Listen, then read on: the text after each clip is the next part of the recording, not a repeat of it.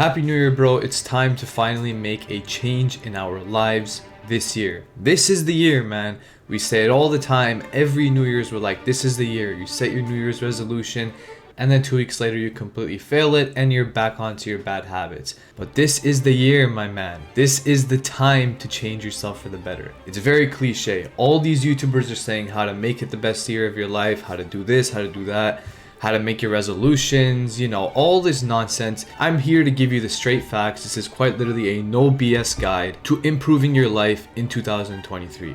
Let's start. So let's start with the general habits. These are some things that you should just pick up, you should implement into your life if you have not already done so. They teach you lessons that you can only really learn through experience, and these are some of the most important experiences you have to go through and some of the most important habits that you have to pick up if you are trying to develop a successful life. First things first, you need to meditate deeply. You need to be introspective about yourself. Every day you do a bunch of things. Every day we're so busy with work, we're so busy with the screens. We don't really think about ourselves. We don't contemplate our decisions. We don't think about why we do what we do. It is extremely important to learn more about yourself before you learn anything else in the world. And how you do that is through meditation. Meditation doesn't just mean sitting in a lotus position and breathing in and out and focusing on your breath. That is obviously extremely valuable as well.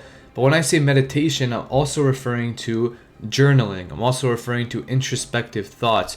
Understanding why you're doing what you're doing is very important on this journey. It enhances your presence and your focus. So when you're doing work, you're more focused. And because you're so present, you're not thinking all the time. When you do need to think, you are much more powerful and efficient at it. Next, you need to go outside more. It's that simple. Everyone says it. There's a reason why it's so important.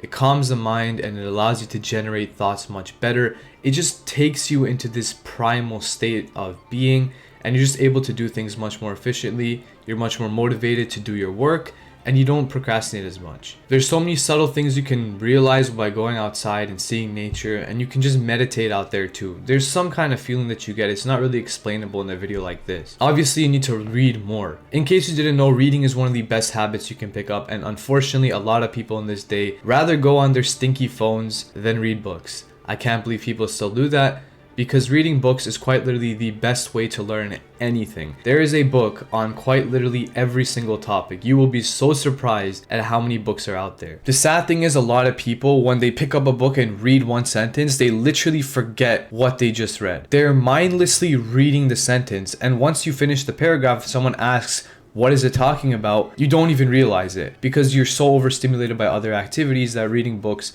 is just not enjoyable. You need to start reading books, and you need to start reading them for real. Obviously, reduce screen time and consumption. It absolutely messes your life up completely. And if you are still addicted to screens and you're still a consumer, then the rest of your life is simply going to suffer. There's just no denying it. If your dopamine is so highly stimulated, if it's so adapted to these stimuli, then it's just not going to function properly when you're trying to do normal things like do your work and read books. I've talked about this already many times on these videos, and this is why I recommend dopamine detoxing, which is huge, and that comes by renouncing these pleasures, renouncing this consumption, and renouncing this screen time. Obviously, I'm not saying go completely cold turkey and just cut everything out, but I'm saying limit it to a significant degree. You might have to progressively deload these things because you've been so overstimulated for so long, but at some point, you're gonna have to get to a point where you barely even check social media. You just need to get to that point if you want to enhance your focus and if you want to work properly. Trust me, with this one habit, the rest of your habits just go up. They're basically proportional to each other.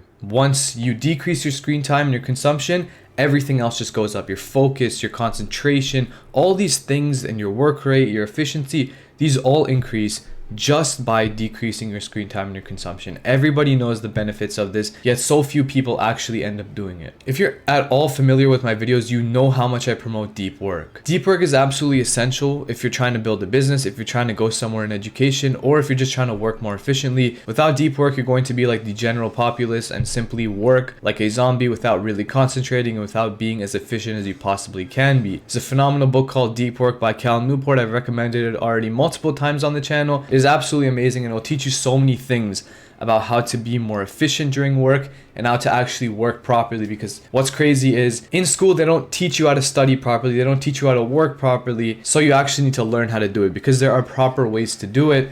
and deep work is the center of all of it. Building a business is also something you can pick up, but obviously it's not for everyone. Some people will rather focus on their studying or what they're working on currently. So it's up to you whether or not you want to start an online business, but it's super important that in 2023 you find a way to make some money for yourself. Money is obviously money. It's like the biggest thing in this world. It's the reason everything is flowing the way it is. It's very important that you make money for yourself in some way. I'm personally not an expert. I just know that it's very important to make some money. I think everybody knows that. It's a pretty obvious recommendation from me to you. I think you know the best way you can make money, so just figure that out for yourself. The most important thing, push yourself outside of your comfort zone every day. Suffer more. Can you believe I'm saying that? I'm literally telling you to suffer more. Why am I saying that? Well, because it doesn't matter who you are. If you don't go through trials and tribulations, you will not learn, you will not develop, and you will not change. It's that simple. If your life is easy every single day, if you're happy every single day, you're not doing it right. I know it's obviously good to be happy. You're supposed to be happy. You're supposed to enjoy your life, obviously, but that's where the beauty of suffering comes in. Once you suffer enough, you begin to enjoy that suffering. You begin to enjoy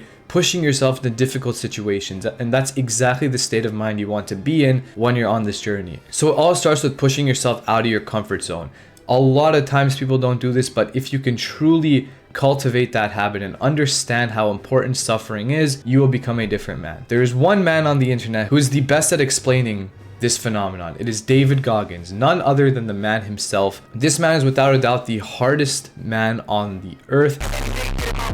This man has without a doubt the hardest mind on the earth. He is unrivaled in terms of discipline, and he's written 2 phenomenal books already. If you read both of those books, Can't Hurt Me and Never Finished, your life will absolutely change completely. You will become a different man. I swear to you, there's something about those books that just lights a fire inside of you. Suffer through the trials and tribulations of life. Embrace the pain that you go through every single day, because at the end of the day, man, pain should be pleasure for you and pleasure should be pain.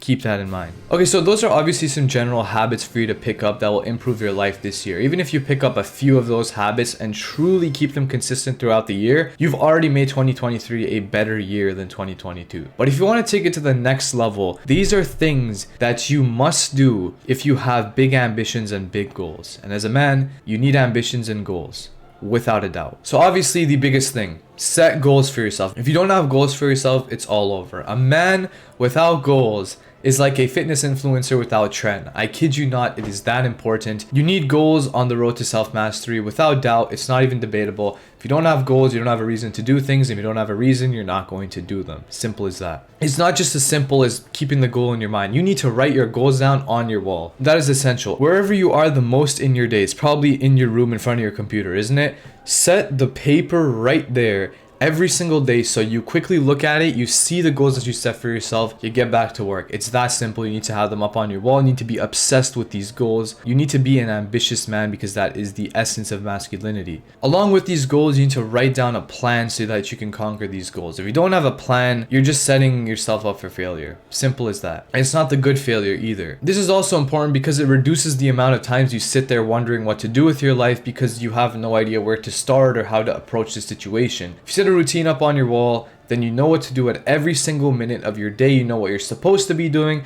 and if you're not doing what you're supposed to be doing, you know that you're not doing what you're supposed to be doing. You look up, you see the time, you see what you need to do, and you do it. It's that simple. It's hard, but it's simple. You obviously need to figure out your bad habits and stop doing them. This is common sense. A lot of the stuff I'm discussing in this video, it's common sense. But without this, you obviously just can't be better in 2023. You can develop good habits, you can pick up the good things to do, but if you don't drop the bad habits, there's still a part of your old self left over, the bad part of your old self left over, and you don't really want that on the quest to self-mastery. You want to abolish all your bad habits and pick up only good habits. It's extremely hard to do something like this, and especially if you've been addicted to something for multiple years, it's going to take a lot of time to get off of them. But as long as you take big steps in 2023, that is a success for you. It doesn't matter if you entirely quit the habit or if you just make progress on it. In my opinion, if you just make progress on it, that is phenomenal. At the end of the day, it's about small incremental leaps There's some people that can just go exponential and go crazy out of nowhere, drop all their bad habits, pick up all the good habits. But if that's not you, which it most likely isn't, then bro, you need to take it slowly. You need to consistently deload and progressively deload your bad habits and progressively overload your good habits. Everyone says failure is the road to success, and that's absolutely true. You need to accept that you're going to fail hundreds, if not thousands of times on this journey. You're never going to get there. It's never a linear path. You don't just keep going straight forward and you make it there eventually. It's not how it works. Regardless of the failures or the successes, you need to continuously be on this path. You need to never be at a point where you're like, I'm done with this, I'm done with that. You need to always be facing that ambition, staring down that goal that you set for yourself without wavering no matter how much you fail. Do not ever give up. It's sad how many people don't use this quote in their lives despite how big of a cliche it is. You have to keep moving forward no matter how hard you fall. It's that simple. Success is stumbling from failure to failure with no loss of enthusiasm. Winston Churchill. Now, whilst it's very important for you to fail and go down and experience these difficulties and this suffering, it's important that you reflect and contemplate your failures. Understand why you failed in certain situations. Understand why you came short when you're supposed to achieve this goal. As long as you understand it, you can fix it. If you don't understand the root of the problem, you can never fix the problem. This is exactly why journaling is also another huge habit that I didn't really include in the first part, but I guess you could kind of tie it into the meditation because journaling is basically introspective writing. So if you write down what you did wrong, what you did right, you can truly learn more about yourself. You can learn why you failed and how to fix it for next time. You can't stop failing without understanding why you failed. Generally, outside of self-improvement, outside of this whole journey we're on, this self-mastery conquest, try to seek discomfort.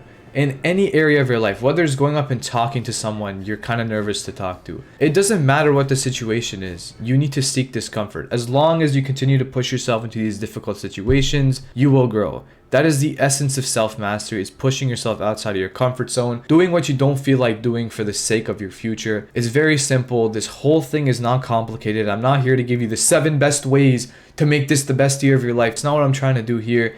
I'm trying to give you the basic building blocks for you to put in the work.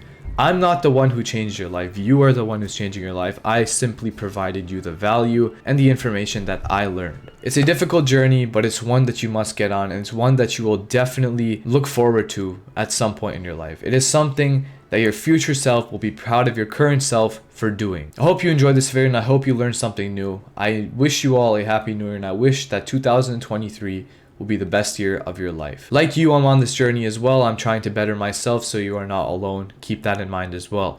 Remember, reject mediocrity and embrace mastery, and always become a better version of yourself every single day. I'll see you.